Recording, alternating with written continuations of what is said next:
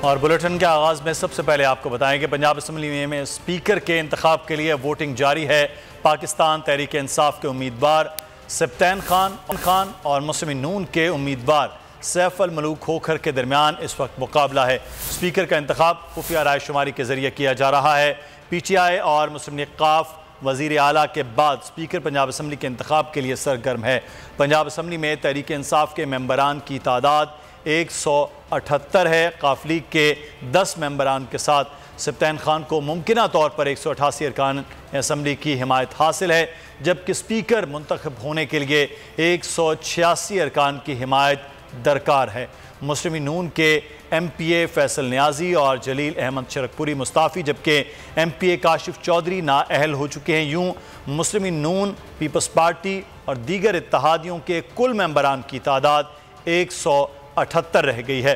हमजा शहबाज ने वज़ीर आला के इंतखाब में 179 वोट हासिल किए थे। चौधरी निसार ताहाल खामोश है। मज़ीद इसी हवाले से बात करेंगे। हमारे नुमाइंदे जाफ़र बिन यार इस वक्त पंजाब असम्बली में मौजूद हैं, उनसे ताज़ा तरीन सूरत हाल लेंगे।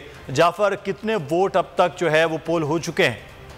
बिल्कुल, दरअसल इस वक्त जो पंजाब असम्बली में इलेक्शन हो रहा है स्पीकर पंजाब असम्बली का, उसमें तकरीबन 40 से ज़ायद जो है उम्मीदवार वोटर है, उन्होंने अपना वोट कास्ट कर लिया। आपको बताता चलूं कि नून लीग की जानब से पोलिंग एजेंट तारिक खलीद सिंधु और अली हैदर गिलानी है, जबकि PTI की जानब से मियां असलम इकबाल और मुराद राज पोलिंग एजेंट के फराइज सारा अंजाम दे रहे। अहम बात इसमें यह है कि मुस्लिम लीग नून के राजा सगीर जब वोट कास्ट करने आए तो PTI अरकान की जानब से लोटा लोटा के नारे लगाए।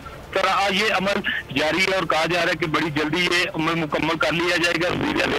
वो भी मौजूद है, साबिक वज़ीर आला पंजाब हमजा शहबाज ऐवान में मौजूद है। और आज जो बड़ा सख्त कांटेदार मुकाबला है कि जिस तरह पंजाब असम्बली में वज़ीर आला के इलेक्शन के दौरान ये हुए सारे मामला, और अब ये क्योंकि खुफिया राय शुमारी के लिए वोट कास्ट हो रहे हैं और इसमें ये ज्यादा अहमियत का अमल हो गया ये आज के इलेक्शन के, उसमें कुछ भी हो सकता है। और जिस तरह जो नूनी के सैफ को कर है वो बार बार ये कहते रहे हैं कि आज कोई सरप्राइज देंगे, लेकिन दूसरी तरफ काफ लीग और PTI के जो लोग हैं वो बड़े पुरुम्मीद है और उनके मुताबिक ये कि जो सब्तैन खान है वो स्पीकर पंजाब असम्बली मुंतखब होंगे। अमल ये जारी है, मुदस्सरा मुकम्मल हो जाएगी, उसके बाद ये बाकायदा रस्मी ऐलान कर दिया जाएगा कि कौन जो PTI को मिलती है, काफ लीग को मिलती है या अपोजिशन नून लीग के जो हमायती रफ्ता उम्मीदवार है उनके पास जाती है। पोलिंग का अमल जारी है। इस हवाले से ना कुछ बार वाकया ऐसा कोई भी पेश आया जो हालिया इलेक्शन में जीते थे उनके हवाले से जब वोट कास्ट करने आए तो लोटा लोटा के नारे लगाए गए। जी अच्छा, एक चीज़ आपसे यहाँ पर यह भी जानना चाहेंगे, जो पैनल ऑफ चेयर में मौजूद हैं नवाबजादा वसीम, क्या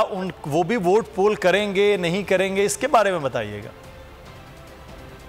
जी बिल्कुल, पैनल चेयरमैन नवाबजादा जो वसीम है वो मौजूद है और अब ये देखना होगा कि कानून के मुताबिक उनका क्या है तरीकाकार के, क्या वो वोट कास्ट करेंगे नहीं करेंगे, क्योंकि वो इलेक्शन के हवाले से फराइज अंजाम दे रहे हैं। और अभी मैं आपको अहम खबर देता चलूं कि जो डिप्टी स्पीकर अभी यहाँ पे पहुंचे और काफी धक्कम पेल हुई है, जब वो आए उनके साथ प्राइवेट लोग थे, उनको रोका गया सिक्योरिटी असम्बली की जानब से, लेकिन उन्होंने कहा कि ये मेरे साथ है। अभी वो एंटर हो चुके हैं और अब ये देखना होगा कि अंदर किस किस्म के हालात पैदा होते हैं जब वो वहाँ पे वोट कास्ट करने जाते हैं, क्योंकि जब वज़ीर आला शहबाज शरीफ के जो साबिक वज़ीर आला हमजा शहबाज उनके हवाले से जब इलेक्शन हुआ था तो उस वक्त शदीद लोटे फेंके गए थे उन पर वो, लेकिन अपना उन्होंने काम मुकम्मल किया। अब वो जाएंगे वोट कास्ट करते हैं, क्या उनका टीकाकार होगा। थोड़ी देर पहले वो असम्बली के अंदर दाखिल हो चुके हैं। जी ठीक है, हमें तफसीलात से आप आगाह कर रहे थे कि डिप्टी स्पीकर भी असम्बली में आ गए हैं और अभी वो भी अपना वोट जो है वो पोल करेंगे, लेकिन डिप्टी स्पीकर के साथ एक और अहम मामला है कि आज उनके ख़िलाफ़ भी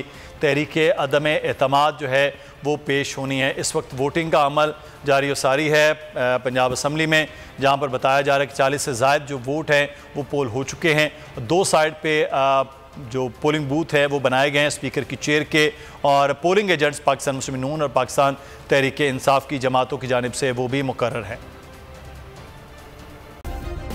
सब्सक्राइब करें और बेल दबाएं ताकि कोई खबर रह न जाए।